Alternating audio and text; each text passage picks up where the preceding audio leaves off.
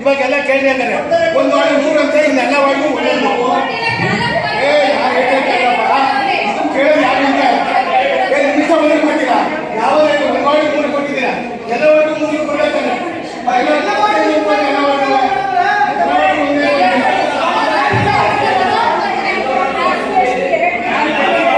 ಯಾರು ಮಾಡಿಲ್ಲ ನಾವು ಸಸ್ಪೆಂಡ್ ಇದ್ದಾರೆ. ಯಾರು ಪಟ್ಟಿ ಬರ್ತಾರೆ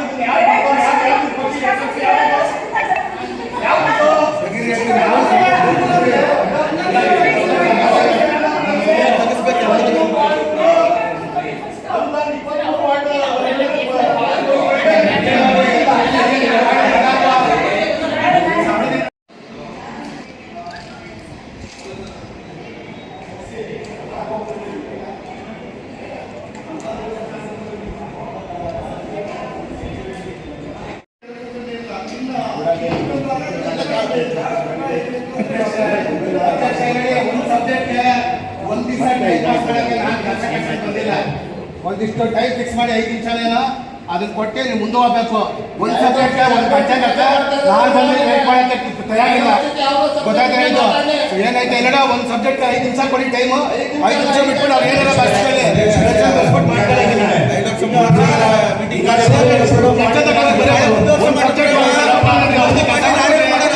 ಬಿಟ್ಬಿಟ್ಟು ಬಂದು ಕೂತ್ಕೊಳ್ಳೋಣ. ಕೆಲಸ ಬಿಟ್ಟು ಅದೇ ಕೆಲಸ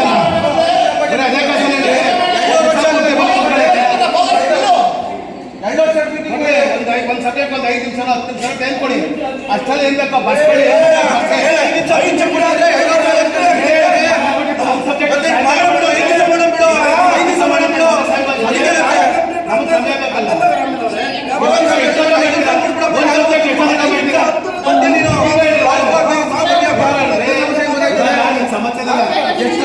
ಸಬ್ಜೆಕ್ಟ್ ಎಷ್ಟೋ ತಕ ಮಾಡ್ತೀರಾ?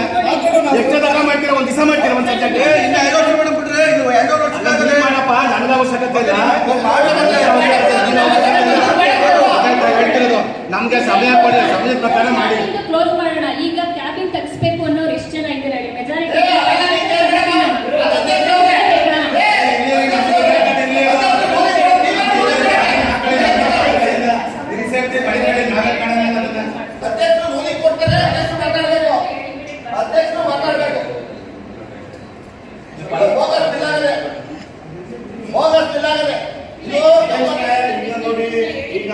ನೋಡಿ, ಈಗ ಬೋಗಸ್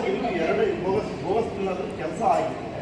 ಕೆಲಸ ಆಗಿರೋದು ನಮ್ಮ ಲೆಕ್ಕದಲ್ಲಿ ಅದು ಅರ್ಧಕ್ಕಿಂತ ಕಮ್ಮಿ ಆಗುವಂಥದ್ದೊಟ್ಟಿಗೆ 1 to double ತಗೊಂಡಿದ್ದಾರೆ ಅನ್ನೋ ನಮ್ದು ವಾದ ಅಷ್ಟೇ. ಎಕ್ಸ್ಟ್ರಾ ಕೊಟ್ಟು ನಮ್ದು ತೆರಿಗೆ, ಸಾಮಾನ್ಯ ಜನ ತೆರಿಗೆ ಹಣ ಫೋನ್ ಮಾಡೋವಂಥದ್ದು ಬೇಡ ಅಂತೇಳಿ ನಮ್ಮ ಉದ್ದೇಶ. ಅಲ್ಲಿ ಎನ್ಕ್ವೈರಿ ಮಾಡಿಸ್ತಿರೋ, ಮತ್ತೊಂದು ಮಾಡಿಸ್ತಿರೋ, ಸಂಪೂರ್ಣ ಒಂದು ಸೆಕೆಂಡ್ ಅಲ್ಲ, ನಾನು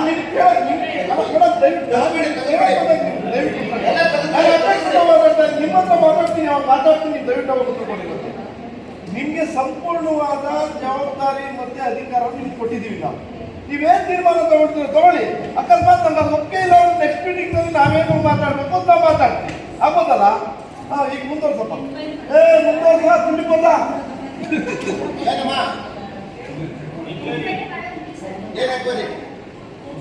ಅಲ್ಲಮ್ಮ, ಈ ಬಿಲ್ಲು 32,000 ರೂಪಾಯಿಗೆ 74,000 ರೂಪಾಯಿ ಬಿಲ್ ತಂದವ್ರೆ. GST ಇಲ್ಲ, ಸಿವಿಲ್ ಇಂಜಿನಿಯರು ಇದಕ್ಕೆ ಆದೇಶ ಮಾಡಿಲ್ಲ. ನಿಯಮಾನುಸಾರ ಅಂತ ಅಂದ್ರೆ ಟೆಂಡರ್ ಮೂಲಕ ಮಾಡಿ ಪರ್ಚೇಸ್ ಮಾಡಿ ನಿಯಮಾನುಸಾರ. ಇವರು ಒಂದೇ ಒಂದು ಸಣ್ಣದು ಒಂದು ಬಿಲ್ ತಂದವ್ರೆ, ಯಾವ್ದು ಅಂಗಡಿ. ಈ ಬಿಲ್ ಮೇಲೆ ಯಾವುದೇ ಇಂಜಿನಿಯರ್ಗಳು ದೃಢೀಕರಣ ಮಾಡಿಲ್ಲ.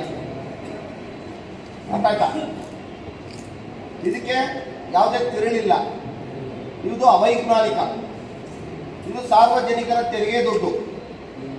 ಗೊತ್ತಾಯ್ತಲ್ಲ, ಸಂಬಂಧಪಟ್ಟಂತ ಅಧಿಕಾರಿಗಳು ಇದು ಮಾಡ್ದಲೇ ಹೋದ್ರೆ ಮುಂದಿನ ದಿನದಲ್ಲಿ ಇನ್ನೂ ಜಾಸ್ತಿ ಮಾಡ್ತಾ ಇರ್ತಾರೆ. ಇವ್ರ ಹತ್ರ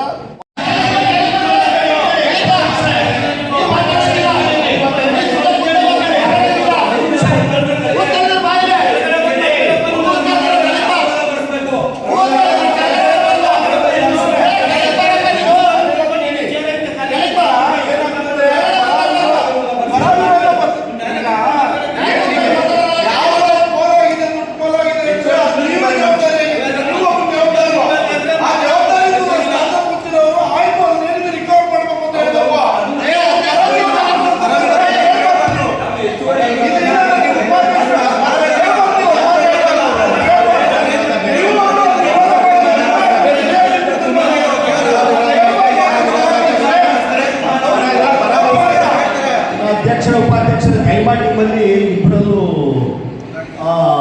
ವಿನಂತಿಸ್ತೀವಿ. ಏನದನ್ನ ನೀವೊಂದು ಕಾಮಗಾರಿ ಮಾಡಿದ್ದಾರೆ. ಈಗ ಚೀಫ್ ಆಫೀಸರ್ ಚೇಂಬರ್ಗೆ ಕ್ಯಾಬಿನ್ ಹಾಕಿದ್ದಾರೆ.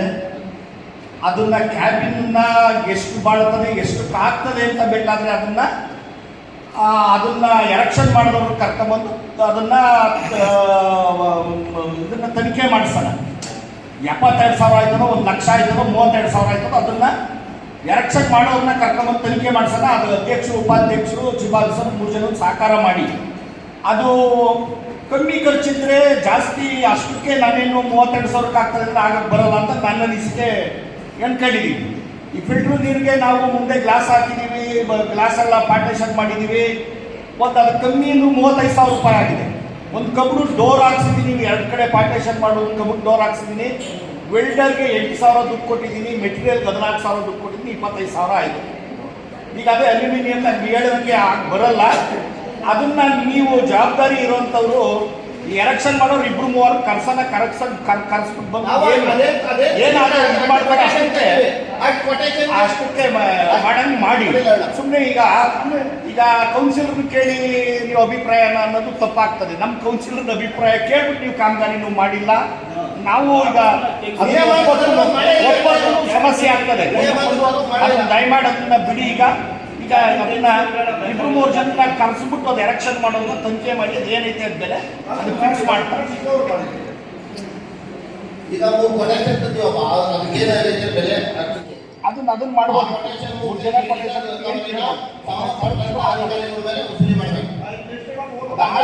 ಕೇಳಪ್ಪ, ನೀವು ಸುಮ್ಮನೆ ಸ್ವಾಮಿ ಉಸುಲಿ ಮಾಡಿ ಅಂತ 70,000 ಐತಿ, 72,000 ಆಗ್ತದೆ. 35,000ಕ್ಕೆ ಆಗ್ತದೆ ಏನಪ್ಪ ಬರ್ತೀವಿ. 50,000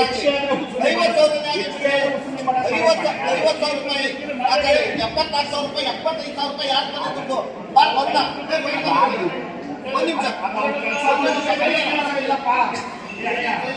ಸ್ವಾಮಿ ಕೆಲಸ ಮಾಡೋದು 3 ಜನ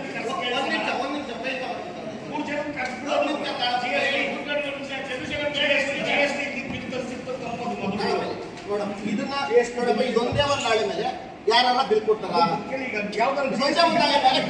ಬಿಲ್ ಕೊಡಕ್ ಸಾಧ್ಯ ಇಲ್ಲ.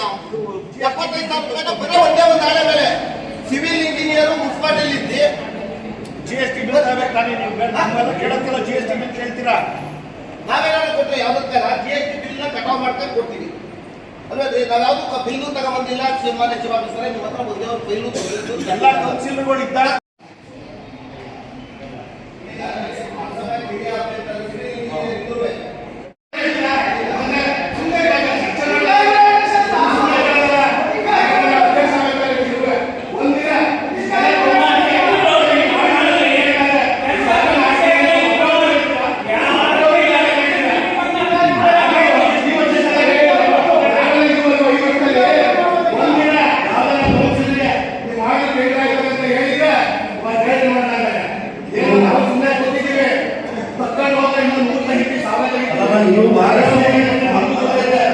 ಸಂಬಂಧಪಟ್ಟಿರ್ತದಲ್ಲ ಇದು.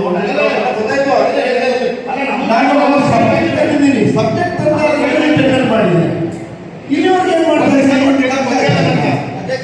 ಕತ್ತೇನಪ್ಪ ಸಾರ್ವಜನಿಕರ ದುಡ್ಡು ನೀನು ಕನಿಷ್ಠ ಪಕ್ಷ 2,800 ಮನೆನೋ 3,000 ಮನೆನೋ ಅಧಿಕೃತ 2,800 ಮನೆ, ಅನಧಿಕೃತ 3,000 ಮನೆ, ಒಂದು ಮನೆಗೆ 280 ರೂಪಾಯಿ ಕಲೆಕ್ಟ್ ಮಾಡ್ಕೊಳ್ತಾ ಇದ್ದೀರಾ. ಒಂದು ಕನಿಷ್ಠ ಪಕ್ಷ 20 ರಿಂದ 30 ಲಕ್ಷ ರೂಪಾಯಿ ದುಡ್ಡು ಕಲೆಕ್ಷನ್ ಮಾಡ್ತಾ ಇದ್ದೀರಾ. ಕಸ ವಿಂಗಡಣೆ ಮಾಡಲಿಕ್ಕೆ ಅಂತ ಹೇಳ್ಬಿಟ್ಟು ಏನ್ ಮಾಡೋದಪ್ಪ ಈ ದಿನ? ಎಷ್ಟು ಎಕರೆ ಜಾಗ ಇದೆ ಗೊತ್ತಿದೆ ನಿಮಗೆ?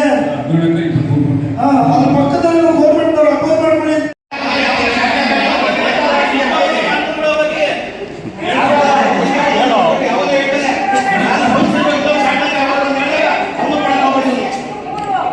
ನಾನು ಬರೆಯಾಗಿರೋದು ಅದೇ ತಗೊಂಡು ಸರಿಯಾಗಿ ಇದು ಮಾಡಿ ಸರಿ ಆಯ್ತದೆ. ಯಾವ್ಯಾವ ಆರ್ಡರ್ ಕೊಟ್ಟಿದ್ದೀವಿ ಓದಪ್ಪ.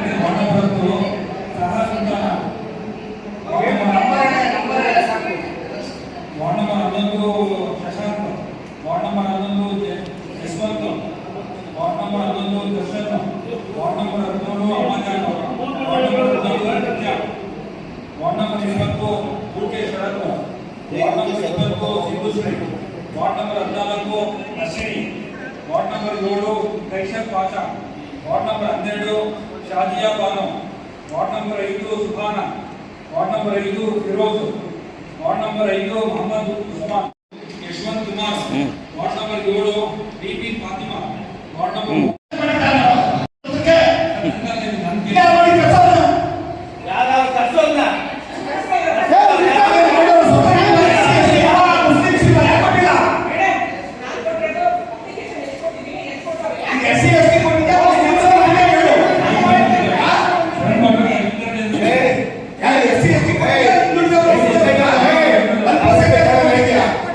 ಒಂದು ವಾರ್ಡ್ಗೆ 3 ಕೊಟ್ಟಿದ್ಯಾ, ಬೇರೆ ವಾರ್ಡ್ಗೆ 1 ಕೊಟ್ಟಿದ್ಯಾ.